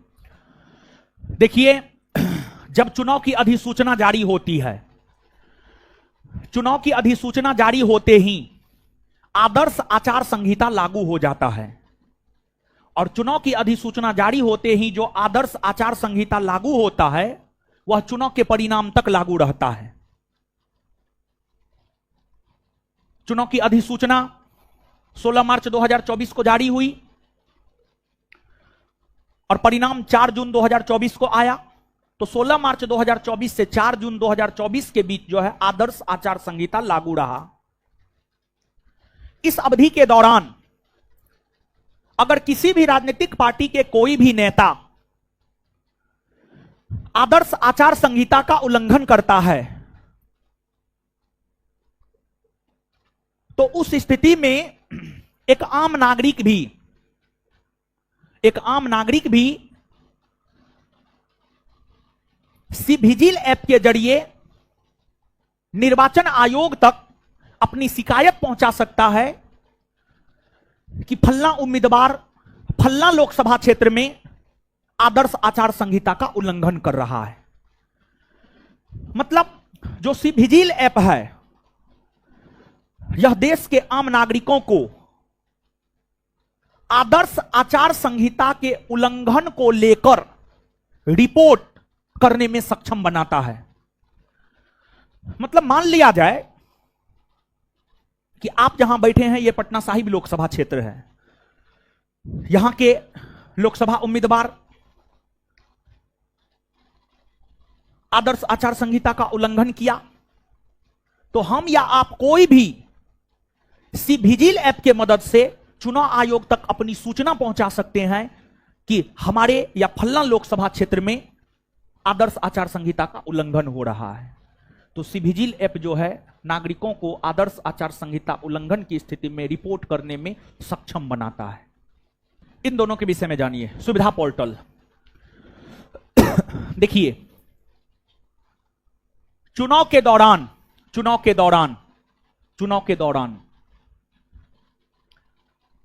राजनीतिक पार्टियां चुनाव प्रचार करने हेतु रैलियों का आयोजन करती है, घर घर जाकर प्रचार करता है, पर्चा वितरित करता है, हेलीकॉप्टर से एक जगह से दूसरे जगह चुनाव प्रचार करने का काम करता है। तो चुनाव के दौरान राजनीतिक पार्टियों के द्वारा रैली करने का अनुमति लिया जाता है इस ऐप के जरिए ही, सुविधा पोर्टल ऐप के जरिए ही। घर घर जाकर प्रचार करने की अनुमति ली जाती है सुविधा पोर्टल ऐप के जरिए ही। रोड शो की अनुमति ली जाती है सुविधा पोर्टल ऐप के जरिए। जैसे हमारे मोदी जी 2024 के लोकसभा चुनाव में पटना में भी रोड शो किए थे, तो इसी ऐप के जरिए अनुमति लिए होंगे और फिर रोड शो जो है मोदी जी ने किया। तो जो सुविधा पोर्टल ऐप है, सीधा समझिए, चुनाव प्रचार के दौरान रैली करने की अनुमति, रोड शो करने की अनुमति, घर घर जाकर प्रचार करने की अनुमति, पर्चा बांटने की अनुमति राजनीतिक पार्टियां सुविधा पोर्टल ऐप के जरिए ही चुनाव आयोग से लेने का काम करती है। मतलब मोदी जी जो चुनाव प्रचार कर रहे थे उसकी अनुमति लेनी पड़ती है, या राहुल गांधी जो चुनाव प्रचार कर रहे थे उसके लिए अनुमति लेनी पड़ती है। वह अनुमति सुविधा पोर्टल ऐप के जरिए ही जो है आपको लिया जाता है। इसके बाद अब आप थोड़ा सा सक्षम ऐप के विषय में जानिए। देखिए, इस ऐप का संबंध जो है विकलांग से है, दिव्यांग जनों से है। दिव्यांग जन या विकलांग कहिए, दोनों एक ही बात है। दिव्यांग या विकलांग जनों के लिए मतदान की प्रक्रिया आसान हो सके, इसी को लेकर यह ऐप जो है आपको काम करता है। अब इससे आगे हम लोगों को इस बात को जानना है अब कि जब 2024 में 18वीं लोकसभा का चुनाव हुआ तो उस समय हमारे देश में राजनीतिक पार्टियां कितनी थी और राजनीतिक पार्टी के दर्जा प्राप्त करने की शर्तें क्या है। इन दोनों चीजों को भी यहां पर हम लोग देख लेते हैं। तो ये स्टैटिक पोर्शन ही है, लेकिन फिर भी जब चुनाव को पढ़ रहे हैं, लोकसभा चुनाव को पढ़ रहे हैं, तो यहां पर जो है आप जान लीजिएगा तो ठीक ही होगा, हानि तो नहीं होगा। तो आइए थोड़ा सा समझते हैं, थोड़ा सा जानने का प्रयास करते हैं। देखिए, जब अभी अभी कुछ दिन पहले 18वीं लोकसभा का चुनाव संपन्न हुआ है तो हमारे देश में राष्ट्रीय दल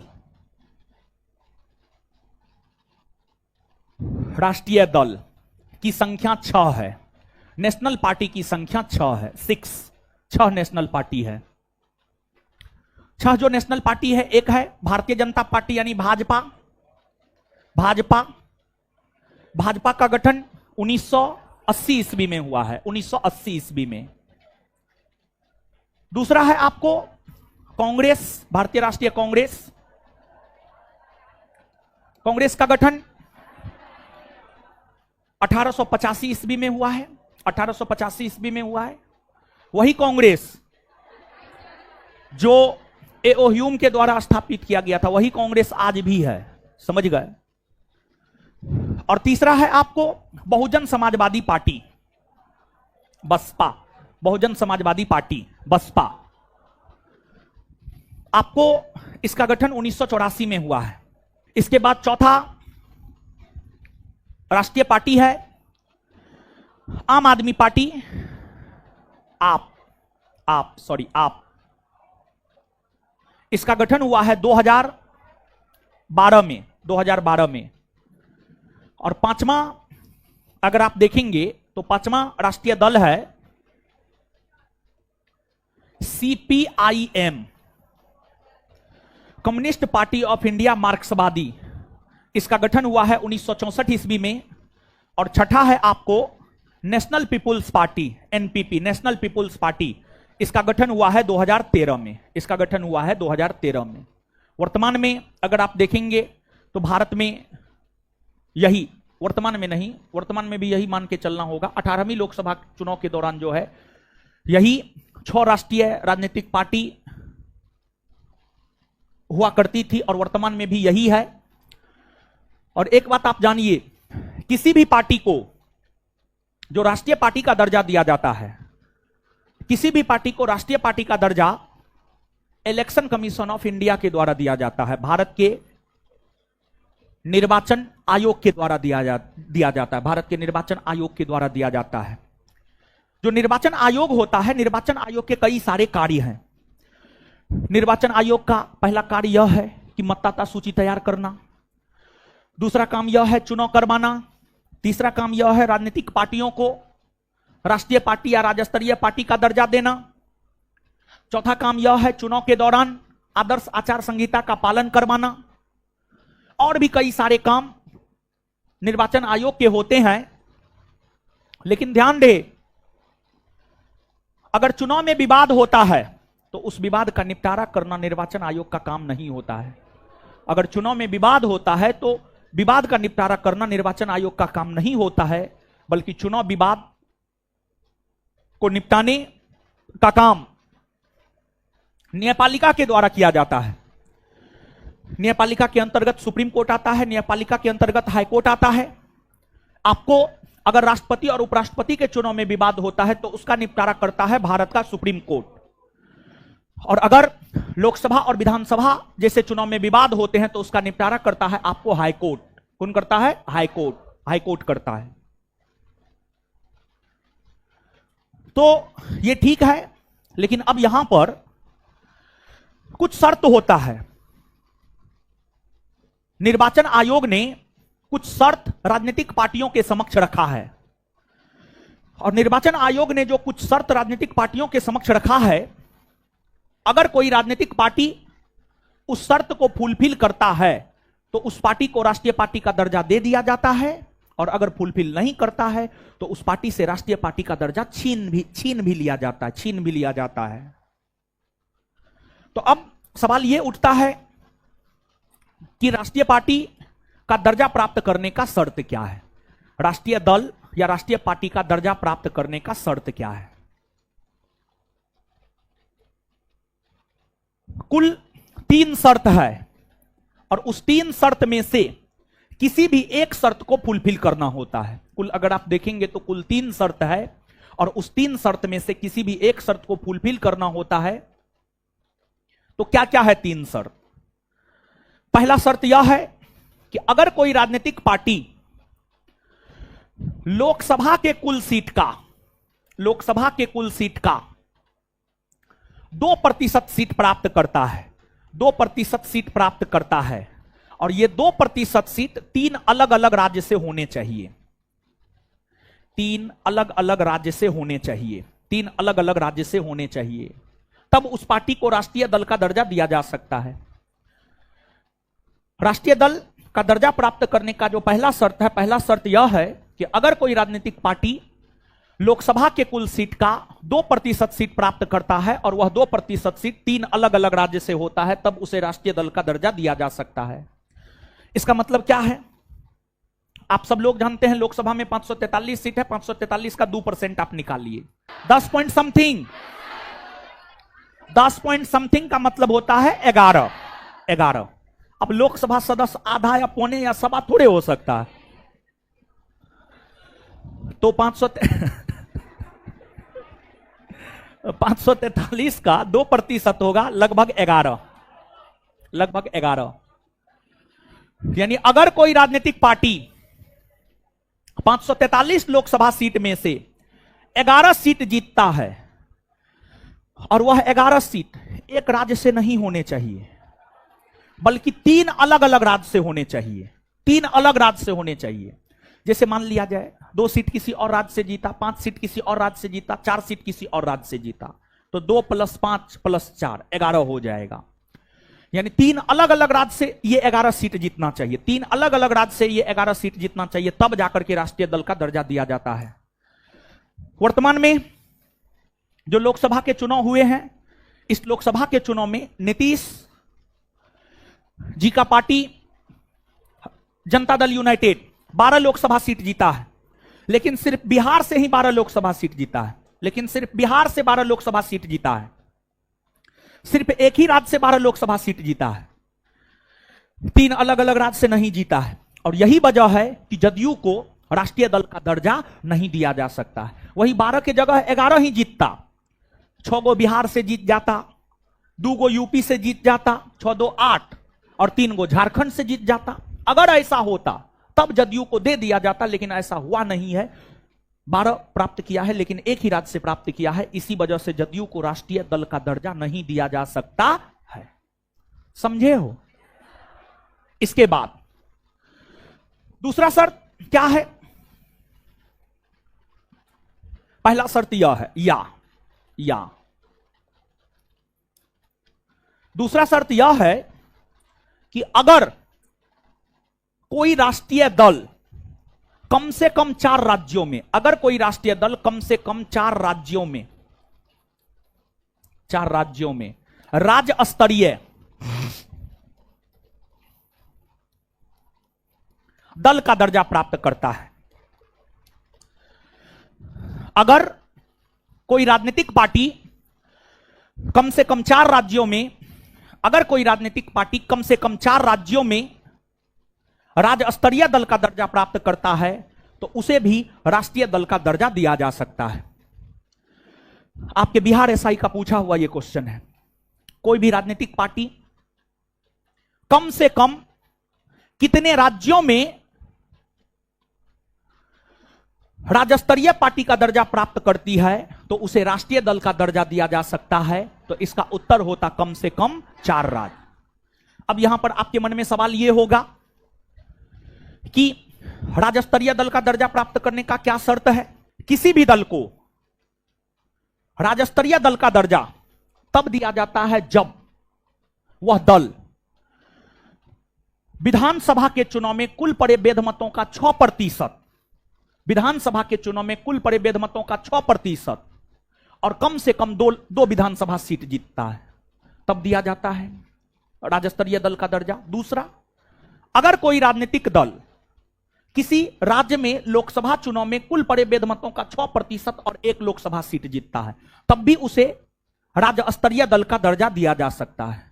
या अगला कंडीशन यह होता है कि अगर कोई राजनीतिक दल किसी राज्य में विधानसभा या लोकसभा के चुनाव में कुल पड़े वैध मतों का 8% हासिल करता है, तो उस आधार पर भी उस दल को राज्य स्तरीय दल का दर्जा दिया जा सकता है। यह सब राज्य स्तरीय दल के दर्जा प्राप्त करने की शर्तें हैं। आगे भारत का निर्वाचन आयोग, election commission of India polity में विस्तार पूर्वक पढ़ेंगे, तो वहां पर हम आपके साथ चर्चा करेंगे।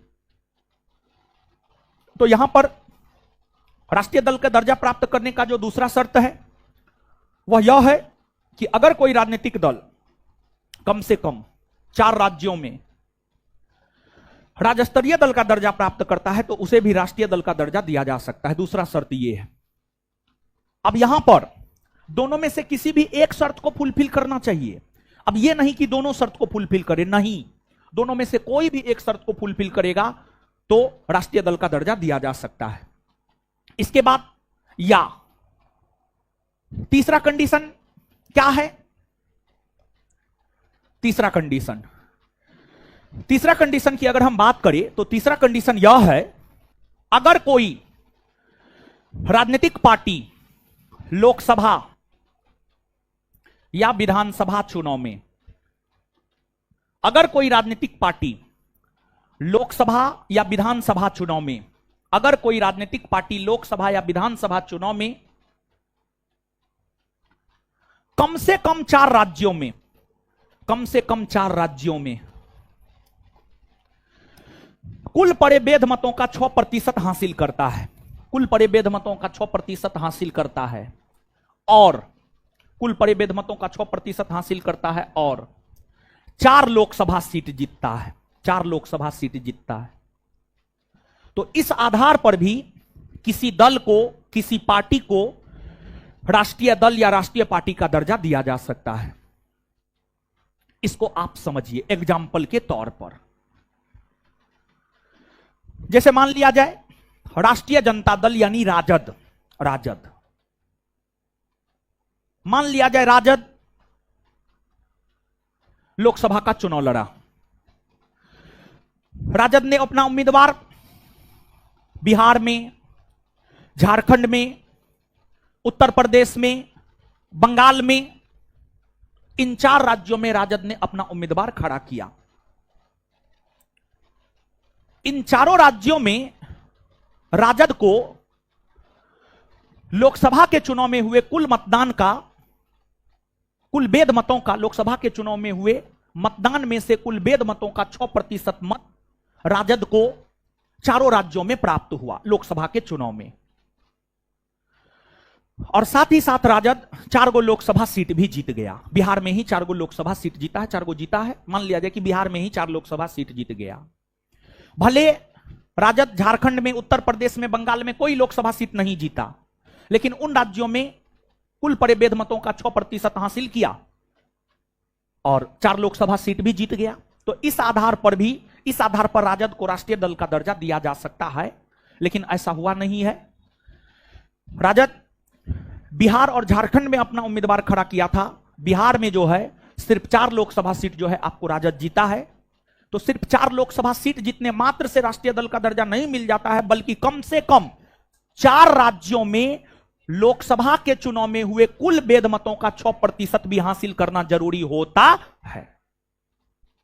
मान लिया जाए राजद लोकसभा के चुनाव में हासिल नहीं कर पाया, आगे मान लिया जाए कि उत्तर प्रदेश में चुनाव हुआ, उत्तर प्रदेश में चुनाव हुआ, झारखंड में चुनाव हुआ, बंगाल में चुनाव हुआ, यहां पर विधानसभा के चुनाव में अपना उम्मीदवार खड़ा किया, भले उसका कोई उम्मीदवार नहीं जीता, लेकिन विधानसभा के चुनाव में, वहां के विधानसभा के चुनाव में भी अगर कुल परिवेद मतों का 6% हासिल करता है और 4 गो लोकसभा सीट उसके पास है, तो इस आधार पर भी जो है राजद को राष्ट्रीय दल का दर्जा दिया जा सकता है। तो अगला शर्त यह है कि अगर कोई राष्ट्रीय दल लोकसभा या विधानसभा के चुनाव में कम से कम 4 राज्यों में कुल परिवेद मतों का 6% हासिल करे और 4 लोकसभा सीट जीते, तो इस आधार पर भी किसी पार्टी को राष्ट्रीय दल का दर्जा दिया जा सकता है।